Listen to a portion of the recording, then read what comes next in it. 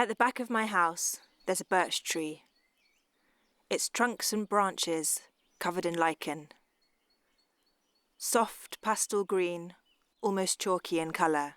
Fluffy, melting, cobweb-like land seaweed. When the wind is very strong, I find these pastel green puffballs all across the garden. When I sit in the shade of the tree, traces remain in the grass by my feet. When my mother came to visit, she said, "That's a good sign. Lichen only grows where the air is pure. Your home is in a good place."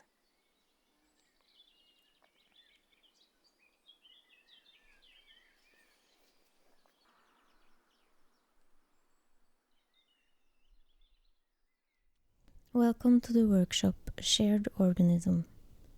Take your time to find a place to sit that feels right to you right now. Maybe you want to sit in a chair, on the floor, or stand. There is lichen on the shelves at the back of the room. You're welcome to pick it up, hold it in your hands, touch, smell, or listen to it, and look at it if you want. You have been given a kit, and inside you will find drawing tools, post-it notes, and a stack of paper to draw on. We are now going to do 3 short drawing exercises developed by Daniels Arias Ramos, a curator with interest in mediation and social practices, and the artist Theodore Kerr, who works with the history and impact of HIV and AIDS. Choose one of the drawing tools from the bag you have been given, the one that feels most comfortable in your hand. Bring out 3 sheets from the stack of drawing paper. The goal is not to create a masterpiece, but rather to connect with your body and senses. What do you see? Look around you. You don't need to see everything. Look at one small detail, maybe a shadow, a texture on the wall, or the light falling in. And draw it for 2 minutes. Or if drawing feels too heavy, write 1 word. Don't worry about whether it looks right.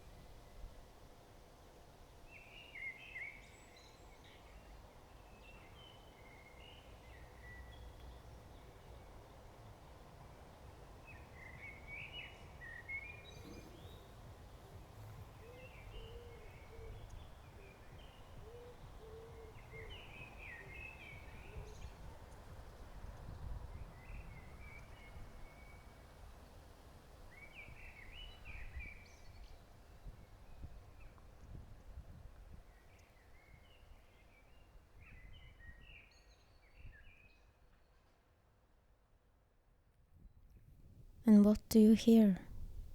Now, close your eyes or lower your gaze. What do you hear? Maybe the sound of your own breath, the sound of people in the room, or the sound of the wind outside. What does the sound look like? Is it sharp, round, or chaotic? Give yourself 2 minutes to listen to your own lines.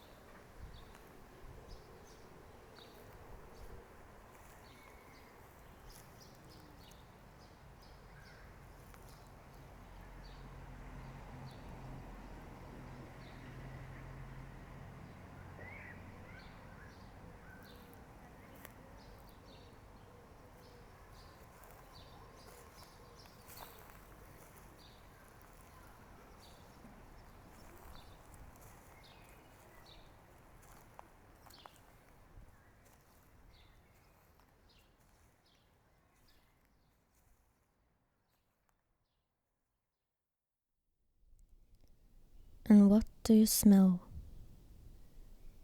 Does it smell like paper, like earth, or like coffee? Let the scent guide your hand. Draw something to explore it for 2 minutes from now. And remember, there are no mistakes. It's just your experience.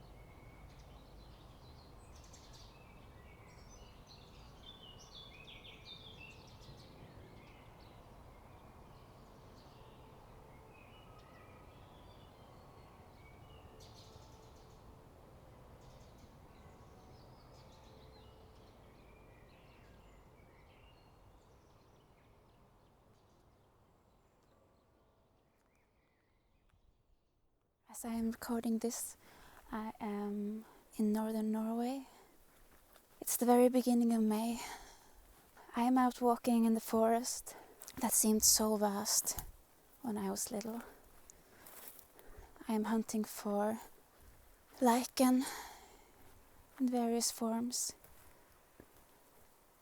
I don't have to walk far. They're everywhere. I find them on rocks. I find them on trees. I find them on fallen branches. A little up into the forest are 3 large rocks leaning against each other. When I was small, I would make up little stories about them, just for myself. I somehow convinced myself that it was a portal and I shouldn't go near, because I might end up in the land below surface with the underground people. When darkness fell, I was so sure that the rocks came alive, transforming into an enormous bear. Walking towards them now, I can still feel that little bit of nervousness. What if the world is a little more magical and a little more dangerous than I've let myself believe now that I'm an adult? The largest rock is maybe almost 3 times as tall as me. It leans over me. It feels like somewhere I shouldn't be.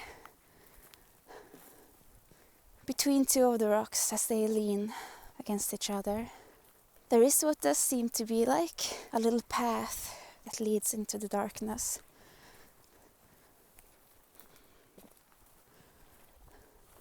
The lichen stretches in towards that darkness. On one of the sides I find this beautiful orange branching pattern, so vivid it almost seems like it's glowing. In the middle of it I see a little patch of puffy moss.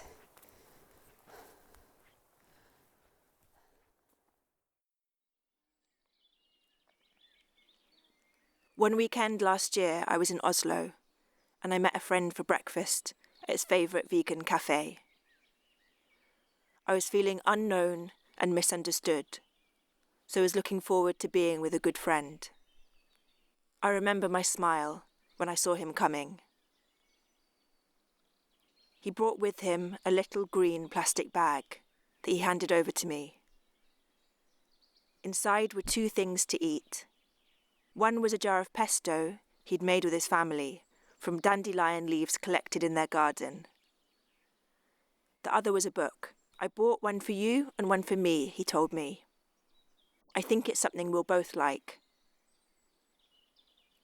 Here are some sentences I underlined from this book, written by Merlin Sheldrake, titled Entangled Life: How Fungi Make Our Worlds, Change Our Minds and Shape Our Futures. Lichen is composed of 2 quite different entities, a fungus and an algae. Together they grew into the visible body of the lichen. In their relationship, both partners were able to make life in places where neither could survive alone. Most worrisome for taxonomists, working hard to order life into neat lines of descent, was the prospect that a single organism could contain 2 separate lineages. Following Charles Darwin's theory of evolution by natural selection, first published in 1859, species were understood to arise by diverging from one another. Their evolutionary lineages forked, like the branches of a tree. Within lichens, the branches of the tree of life that had been diverging for hundreds of millions of years were doing something entirely unexpected, converging. In 1877, the German botanist Albert Frank coined the word symbiosis to describe the living together of fungal and algal partners. In his study of lichens, it had become clear to him that a new word was required, one that didn't prejudice the relationship it described.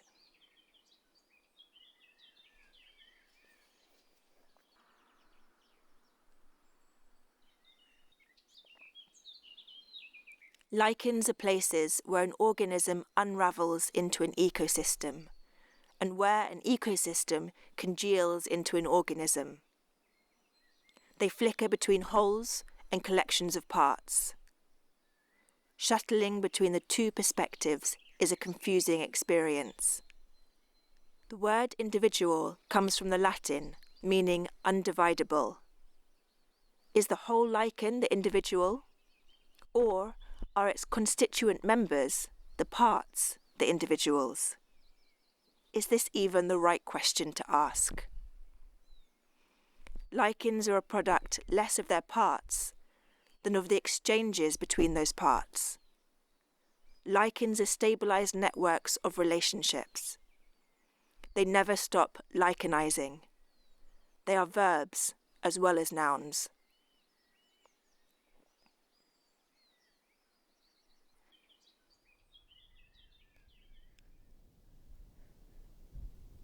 Now bring out a post-it note.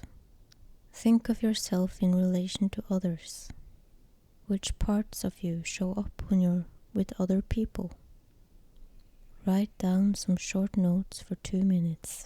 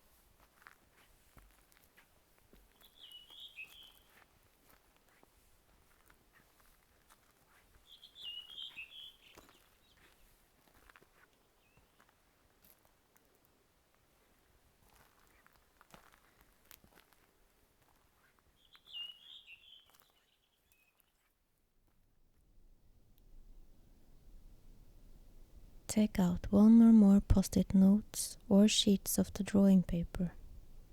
For the next 2 minutes, you can draw, tear, fold and shape this paper in a way that expresses the part of you just wrote down. It doesn't need to be a face, it can be a shape, a color or a texture.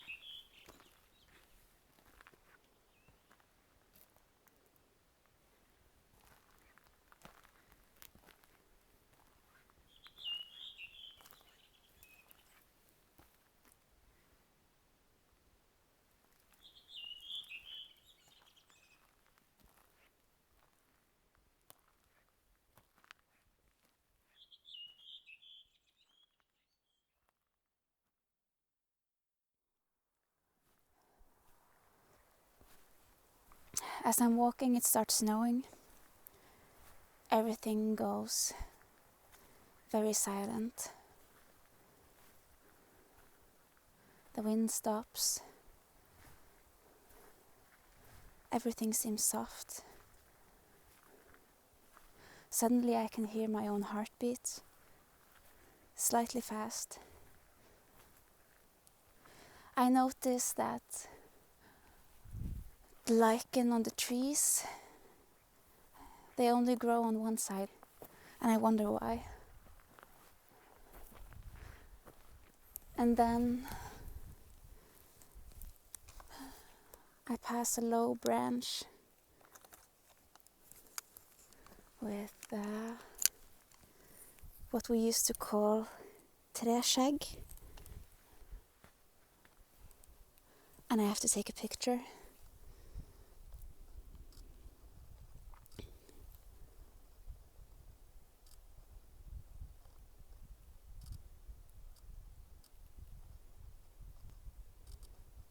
It's swaying in the wind, and it's so beautiful.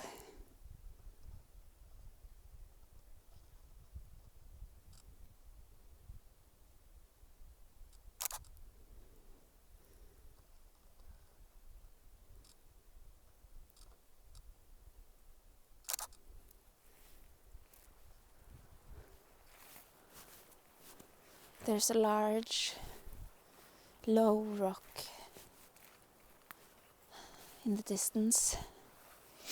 It's covered in moss and a very thin, scattered layer of fresh snow.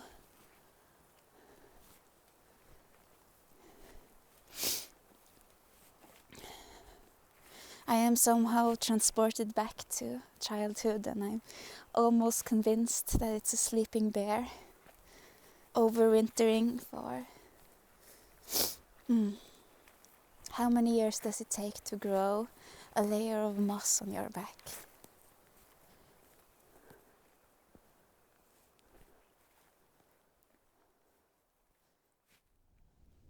When I think of lichen, I think of a multi-species community. Like lichen, we're not isolated individuals, but entangled in countless unpredictable relationships. What happens when we stop viewing ourselves as separate? Perhaps our differences then become valuable resources. In a shared body, we can rest in others and contribute with what we have. Diversity holds vast potential, yet it's often treated like something difficult. Currently, I'm presenting the piece Vindvinkler at UKS, or Young Artists Society. This is a kite-inspired sculptural piece that was created together with kite master Ayas Ulhak.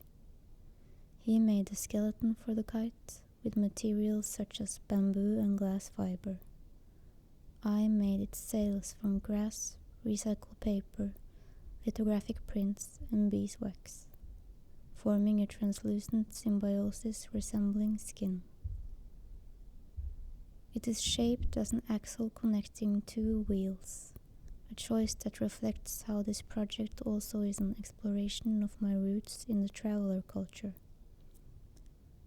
This is a minority that has faced harsh assimilation, including a 1951 law in Norway to prevent horse ownership.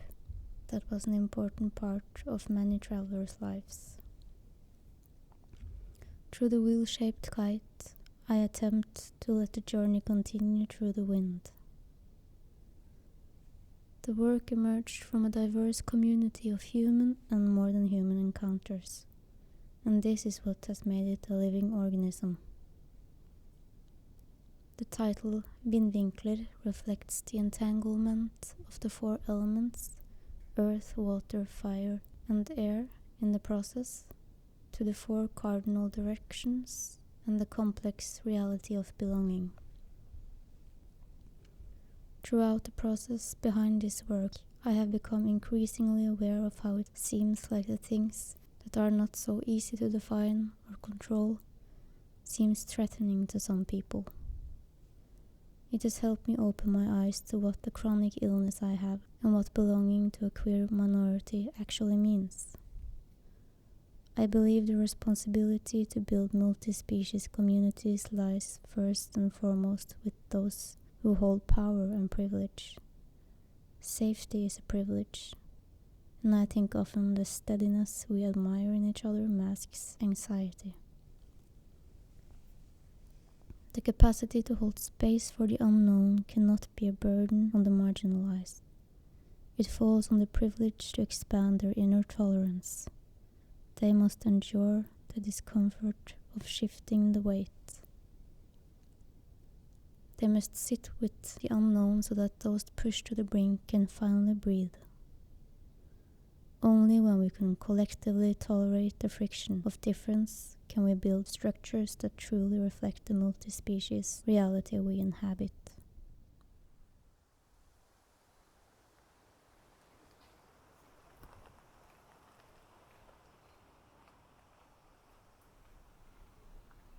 Take out some more post-it notes or sheets of paper. Now, think of the groups or communities you're a part of. It can be family, friends, the workplace, or perhaps an online community. Shape or draw what these groups mean to you. Remember, you decide how many notes to use. You decide how much energy to spend.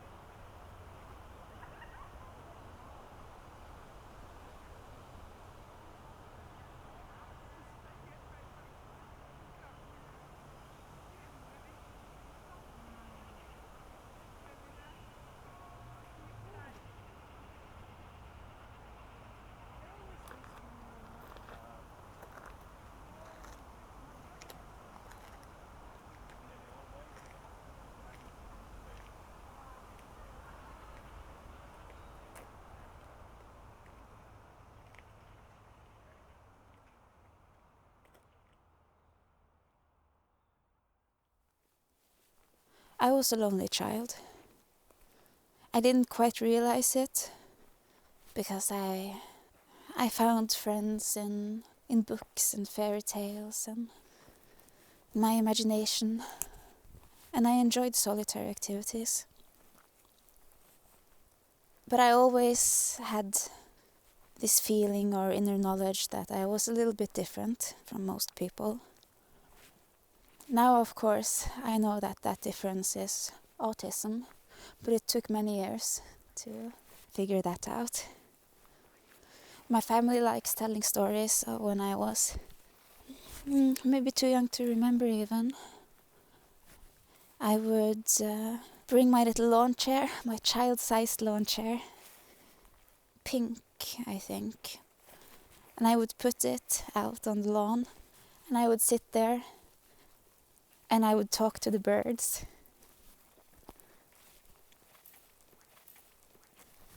As I grew older, my difficulties socially became a little more pronounced, harder to escape from. Feeling like there's this wall between me and other people. And that classic autistic anecdote of feeling like everyone else has gotten a manual of how to behave, but I didn't have one.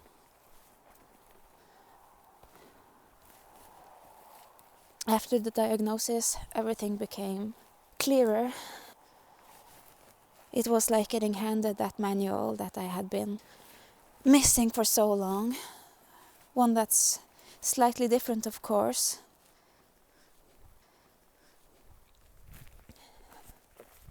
Unsurprisingly, I get along really well with other neurodivergents. Of course, it helps having things in common, and a lot of things are common across different diagnoses that we put under the umbrella term of neurodivergence.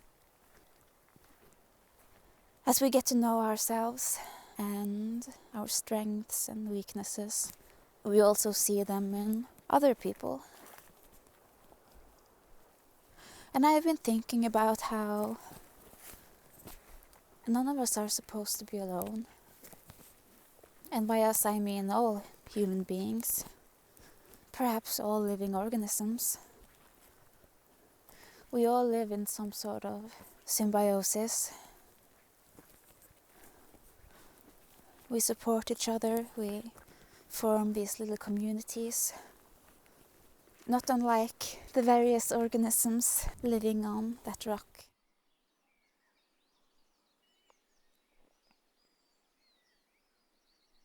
As I read this book, I wonder which of us is the algae and which is the fungus. Our friendship is lichen, all good friendships are. As I began to pay attention to lichen on trees, I began to pay attention to lichen in my life. As I lie with my partner in silence, each reading on our phones, him fantasy and me sci-fi, resting together but separately. On our weekly chore night, I hoover while he wipes down the counter. It wouldn't get done if we didn't do it together. When I message a friend a picture of my admin-filled computer screen, and they message me back a picture of the same. We'll have a coffee break in 1 hour, we say. Push through. I learnt a new word, but I realised we'd been lichenizing all along.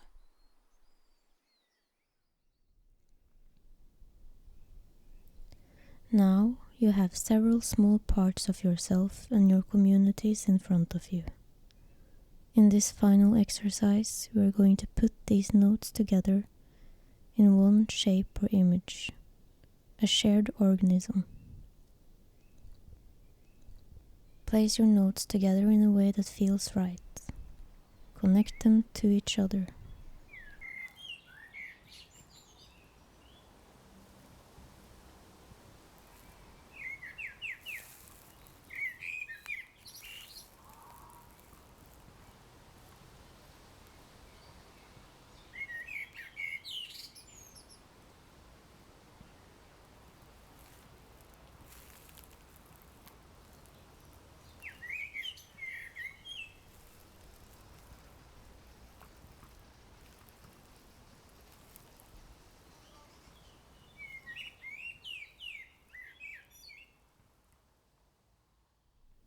How does it look now?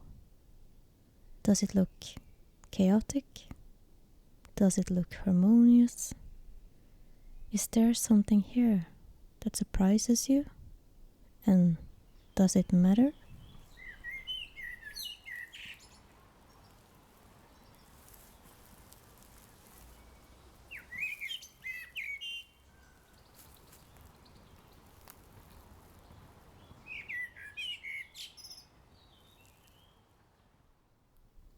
Now we are placing all our contributions together in the capsule. Let what you just made become a part of an even bigger shared organism by leaving it on one of the shelves or pin it to the wall. When we see the whole, we might see something new.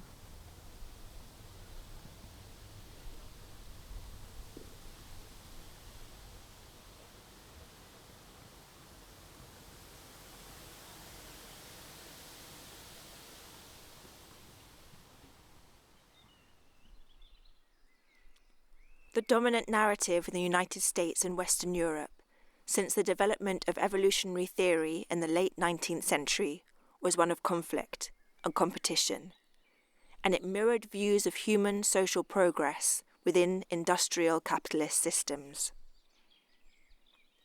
In 1967, the visionary American biologist Lynn Margulis became a vocal proponent of a controversial theory that gave symbiosis a central role in the evolution of early life.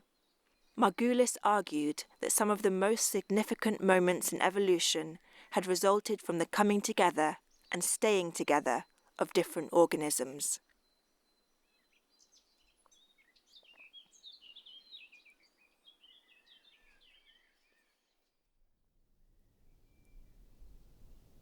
Thank you for participating. Thank you for giving of your time and energy. You can bring the drawings, paper shapes and notes home, or leave them here in the capsule if you want. If you choose to leave it, it's a contribution to the community. If you take it with you, it's a memory of your own journey. Please remember to gather the rest of the materials in the tote bags and hang these bags back where you found them.